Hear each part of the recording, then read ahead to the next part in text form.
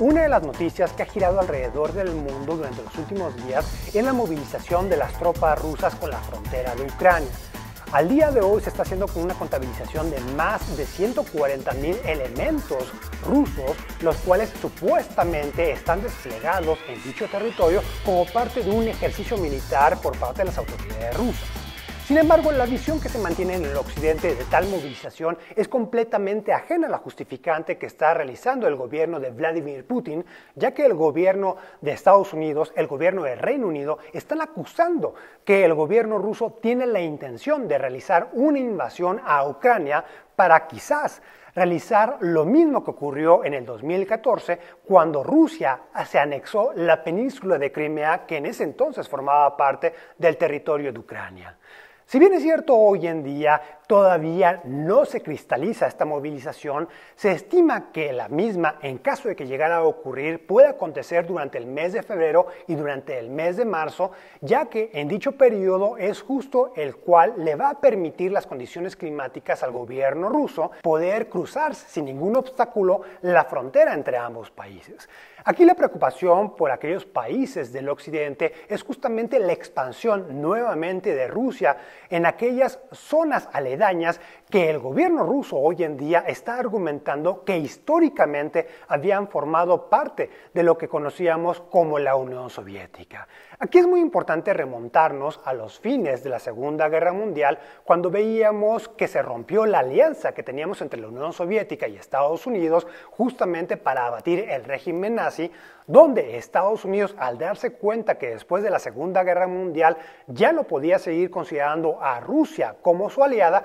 pues literalmente tenemos esta promesa de defensa militar a los países europeos con la finalidad de coadyuvar a aquellos acuerdos que celebraron en la conferencia de Bretton Woods y que posteriormente se materializaron dentro del Plan Marshall, que finalmente esta iniciativa de defensa exterior de los países europeos es propiamente la Alianza del Atlántico Norte, que la cual se encuentra dentro de la OTAN. La OTAN, durante la década de los 90, durante la administración de Bill Clinton en Estados Unidos, vimos que poco a poco se fue expandiendo territorialmente hablando, inclusive llegando a aquellos estados que habían servido anteriormente como colchón entre la esfera de influencia del occidente en Europa y propiamente lo que sería Rusia. Aquí la problemática hoy en día es que la política interior de Vladimir Putin, pues literalmente tiene que el gobierno ruso está señalando que esa esfera es propiamente su esfera de influencia política, y ahora que el gobierno de Ucrania, a través de la promulgación de su constitución cuando adquirió la independencia después de la desintegración de las repúblicas socialistas soviéticas, pues tenemos que claramente se encuentra codificado dentro del texto de la misma la intención de formar parte de la OTAN. Este comportamiento no es del agrado de las autoridades rusas porque básicamente están considerando que hay una expansión muy fuerte por esas ideas del occidente, la cual puede poner en riesgo el estar coexistiendo con ese tipo de gobiernos lado a lado. Por esta razón, el gobierno ruso, justamente cuando empiezan a surgir las negociaciones entre Estados Unidos y Rusia para que literalmente se replieguen las tropas que tienen asentadas en la frontera con Ucrania, pues el gobierno de Rusia está exigiendo una promesa en la cual básicamente se comprometan los países miembros de la OTAN que en ningún momento, ni ahora ni en el futuro, van a considerar una solicitud por parte de Ucrania para poder ingresar a tal organización. Aquí es muy interesante también ver cuál ha sido la reacción del occidente, especialmente de la administración de Joe Biden, los cuales señalaron en un primer momento que cualquier acto realizado por parte de Rusia, en caso de que llegara a invadir a Ucrania, se iba a tomar como un acto de hostilidad y iba a haber repercusiones a través de la imposición de sanciones muy fuertes, las cuales ahorita estaremos comentando las diferentes modalidades que se pueden imponer en contra del gobierno ruso. Aquí la problemática y una de las preguntas que en un primer momento surge es cuál es la legitimidad de la injerencia que tiene el gobierno de Estados Unidos, así como el gobierno de Alemania, Francia y Reino Unido, justamente en este conflicto que puede llegar a explotar entre Rusia y el gobierno de Ucrania. Si bien es cierto, el gobierno de Ucrania no es propiamente parte de la OTAN y por ende no se puede activar el mecanismo de defensa colectivo que señala el Tratado del Atlántico Norte, pues tenemos que propiamente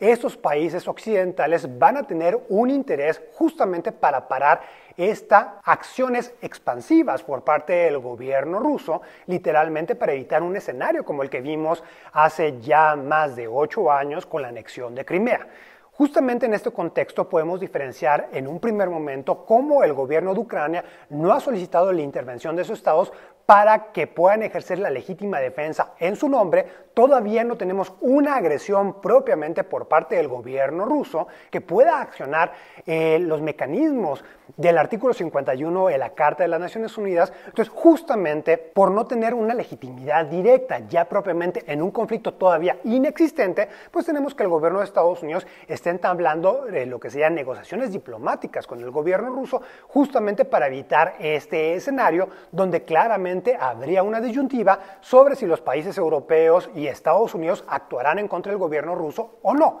La problemática que tenemos en caso de que se llegara a imponer algunas sanciones coercitivas unilaterales es justamente el nivel de interdependencia que tenemos hoy en día en materia de suministro de gas natural por parte de Rusia a lo que sería el continente europeo. Justamente tenemos las tuberías desde Rusia hasta llegar a Alemania, propiamente el proyecto de Nord Stream número 1 y actualmente el número 2 que está a la espera de la aprobación de las autoridades alemanas, el cual básicamente está llevando un suministro del 35 al 40% de la demanda que tiene esos países europeos. Como ustedes pueden ver, va a haber una interconectividad hoy en día entre lo que sería Rusia y Europa justamente para el suministro del gas natural, especialmente porque vemos que la producción en dicha región del mundo ha disminuido, cosa que va completamente opuesta a la demanda que va a la alza. La misma problemática la estamos viendo alrededor del mundo en caso de que llegáramos a considerar que Estados Unidos pudiera suministrar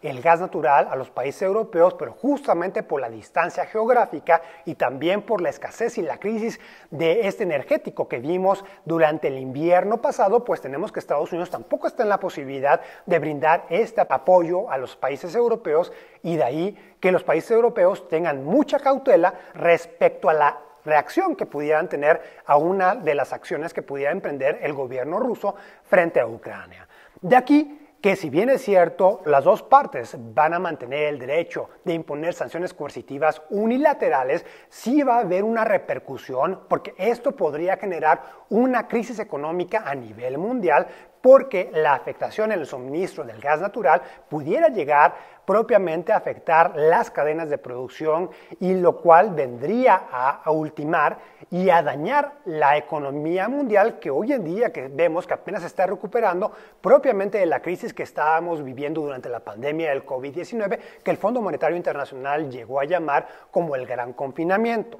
De aquí que justamente matizó la amenaza de la administración Biden señalando que no iba a ser lo mismo una invasión a gran escala por parte de Rusia en Ucrania a lo que sería una invasión menor en contra de los mismos o lo que se pudiera emprender acciones de hackeo como ya lo habíamos visto anteriormente por parte del gobierno de Rusia en contra de la infraestructura tecnológica de Ucrania o también patrocinar ciertos grupos en los cuales se simulara un ataque a las autoridades rusas que le diera la excusa al ejército ruso para poder ingresar a territorio ucraniano. En este caso de que no hubiera una invasión completa, el gobierno de Estados Unidos señalaría que propiamente no implementaría sanciones tan gravosas como en caso de que hubiera un intento de anexión por parte de las autoridades rusas. Justamente con este tipo de declaraciones se causó la molestia del presidente de Ucrania, en el cual claramente externó que consideraba que cualquier invasión, ya sea de un soldado o de varios, era un agravante en contra del derecho internacional, en contra de la propia soberanía de Ucrania y que lamentaba las declaraciones del presidente estadounidense al señalar que matizarían las reacciones por parte de dichos gobiernos en caso de que esta actuación por parte del gobierno ruso, pues básicamente violara la soberanía nacional del territorio ucraniano. De aquí que vamos a ver hoy en día que Estados Unidos y sus aliados europeos están analizando cuáles van a ser las medidas que van a implementar en caso de que el gobierno ruso realmente cumpla con esta amenaza, con esta predicción por parte de sus servicios de inteligencia, especialmente por todos los antecedentes que hemos visto donde el gobierno de Rusia ya le giró órdenes a las esposas y a los hijos de los diplomáticos rusos acreditados en Ucrania para regresarse a Rusia. Entonces, de esta manera, pues vamos a ver que todo parece indicar que realmente puede llegar a haber una intervención armada dentro del territorio ucraniano. Entonces, en caso de que esto aconteciera, pues obviamente los estados europeos, más Estados Unidos, están tratando de implementar sanciones coercitivas unilaterales inteligentes en el sentido de que no solamente se ataque a nivel personal las cuentas bancarias de aquellos funcionarios rusos alrededor del mundo, sino también se busca ahorcar al sistema financiero ruso, justamente negándoles ya el acceso a lo que sea el sistema SWIFT, a través del cual se hace el intercambio de transacciones bancarias a nivel mundial. Justamente con el experimento que se tuvo con el gobierno de Irán,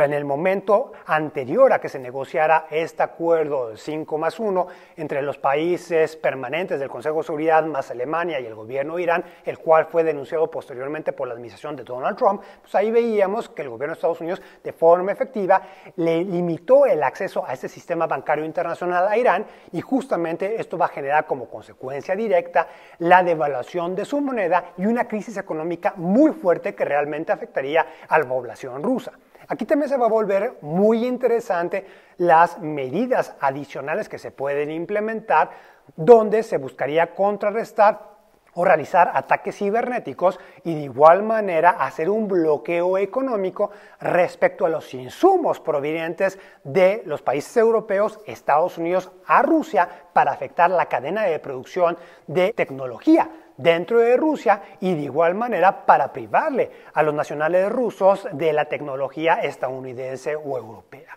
Como podemos ver, bueno, esto tiene un gran potencial de afectar propiamente la economía mundial que hoy en día estamos viendo ya que fue mermada por la pandemia del COVID-19, de igual manera con la dependencia que tenemos por parte de Europa del gas ruso, pues también vamos a ver una afectación real en dicho continente. Entonces, justamente hoy en día, dentro de Europa estamos viendo negociaciones por parte de Estados Unidos, algunos países europeos con Rusia, para buscar una salida diplomática a esta problemática que estamos enfrentando hoy en día y que justamente el gobierno ruso quizás como estrategia está empleando para lograr obtener una garantía futura de que los miembros de la OTAN en ningún momento van a aceptar la solicitud de ingreso por parte de Ucrania y de ningún otro estado que haya conformado las repúblicas socialistas soviéticas. De esta manera, pues tenemos que estar viendo un reagrupamiento propiamente en la esfera geopolítica, donde si bien es cierto,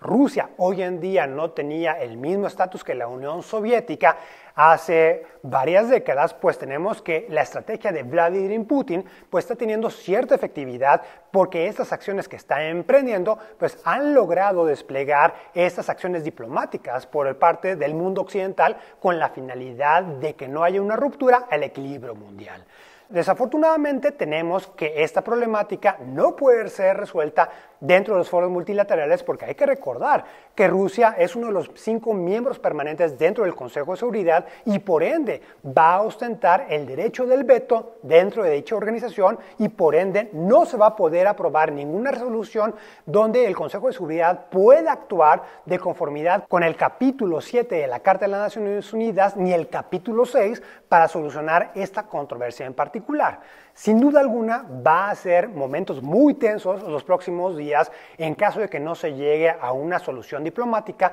pero claramente en la forma en la cual está desplegada geopolíticamente el mundo hoy en día, vamos a ver una fuerte interdependencia por las inercias de globalización entre ambos regímenes. Esperemos que esta interdependencia sea lo suficientemente fuerte para poder desestimar cualquier intención de escalamiento de un conflicto armado. Sin duda alguna, será un tema que estaremos platicando durante las próximas semanas. Muchísimas gracias por su atención, no olviden dar like al video, dejarme sus comentarios y suscribirse al canal. Hasta la próxima.